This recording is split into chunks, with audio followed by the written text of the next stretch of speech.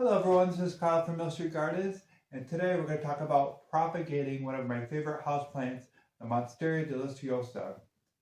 So in our region, in central New York, this is definitely a houseplant. It would die outside during the winter because it's a tropical plant native to South America. So the Monstera, it's a vining plant.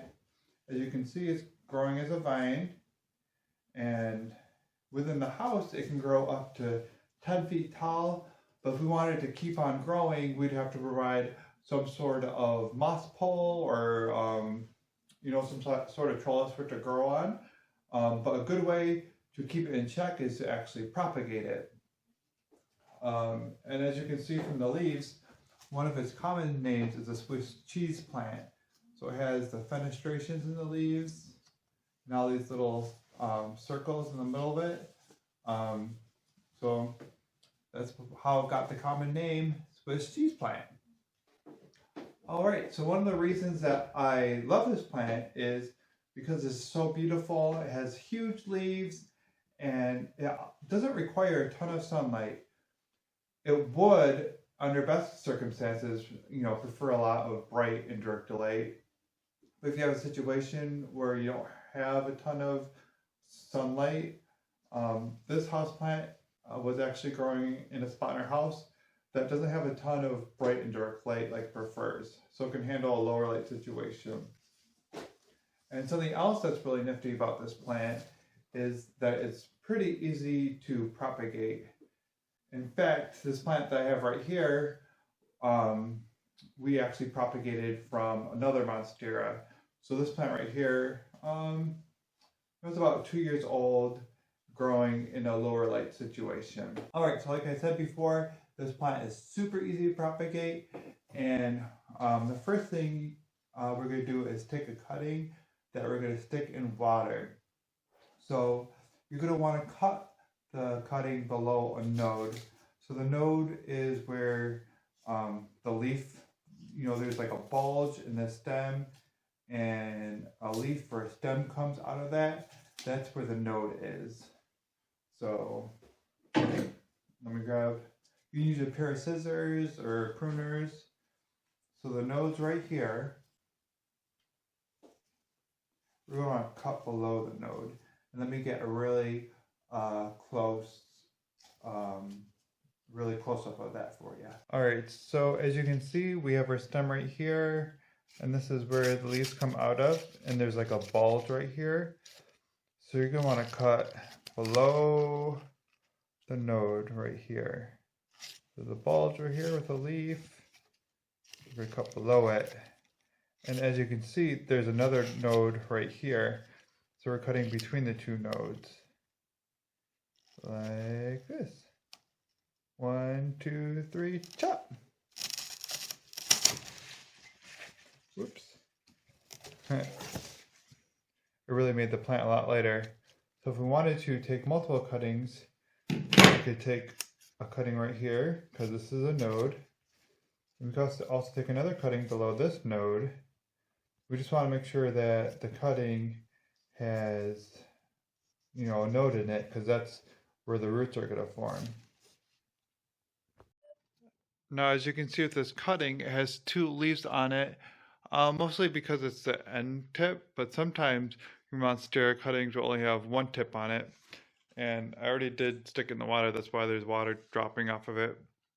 But this here is the aerial root. So if you can get a cutting with an aerial root on it, see how there's these aerial roots growing on this plant? So these aerial roots are adventitious roots that grow. They actually give you kind of like a jump start to rooting the plant. And then all we're going to do is stick this in some water, some room temperature water. In a couple of weeks, you'll have a nice rooted plant. There's that. Alright, so we have our nice rooted cutting here. This is what it looks like. Move this over here. And this is our original plant over here. So that cutting that we just took you're going to want to change the water on it at least once a week to keep the oxygen levels high in the water, so it will want to root better. And we have some cuttings that we took a couple weeks ago. In fact, I have about, well, as you can see, I have a couple of these vases. And I took these about, I don't know, 2 or 3 weeks ago, I don't really remember. I'm going to show you what the roots look like on them. So I'll just pull them all out. This is what it looks like. Isn't it amazing that that's happened in the course of a couple of weeks? I'm going to pull one specifically out. I'll just choose one.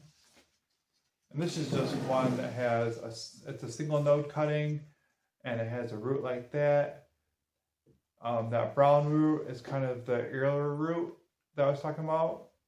And it has kind of some roots coming out of it. And it has another big root coming out of it.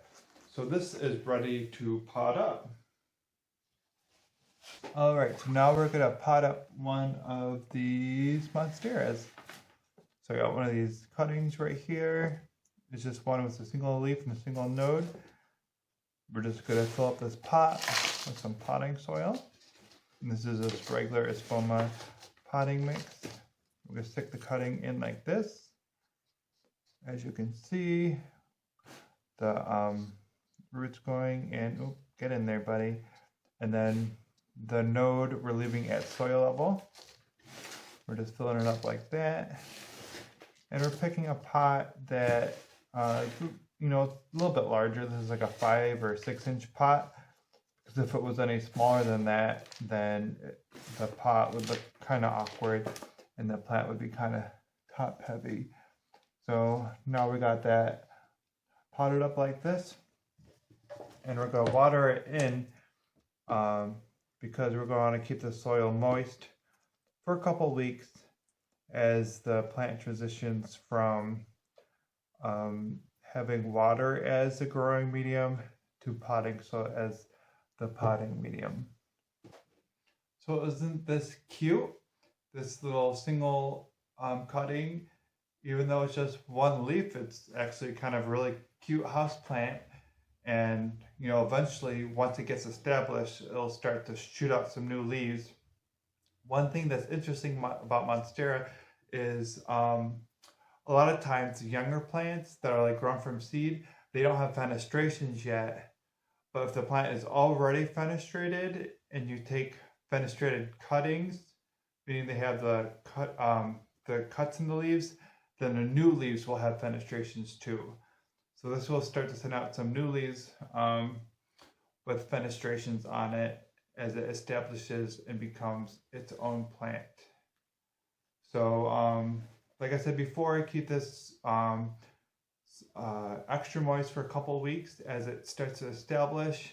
And then after that, you can kind of treat it as a regular houseplant, let it dry out before you water it, and then water it well. And then it's like a super non-fussy houseplant. And as it starts to vine, you can take tons of cuttings and create more of them to put around your house or to give to your friends. So it's a super cool houseplant in that regard. So remember, if you have a Monstera and you want to take cuttings of it, take the cuttings at the node. It's really important that you have, you know, the node, and you stick the node into the water and let it form those roots. It's going to take a couple of weeks, and you'll start to see those raw white roots form. And once they're a couple of inches long, you can pot them into the soil. And then after you do that, you're pretty much good to go. So it's a super easy plant to propagate, and there's not much to it. But if you have any questions or comments about your experience with this plant or propagating other houseplants, feel free to leave it in the comment section below. So yeah, if you like the content of this video, make sure that you subscribe to our channel and give us a like. And thank you for watching.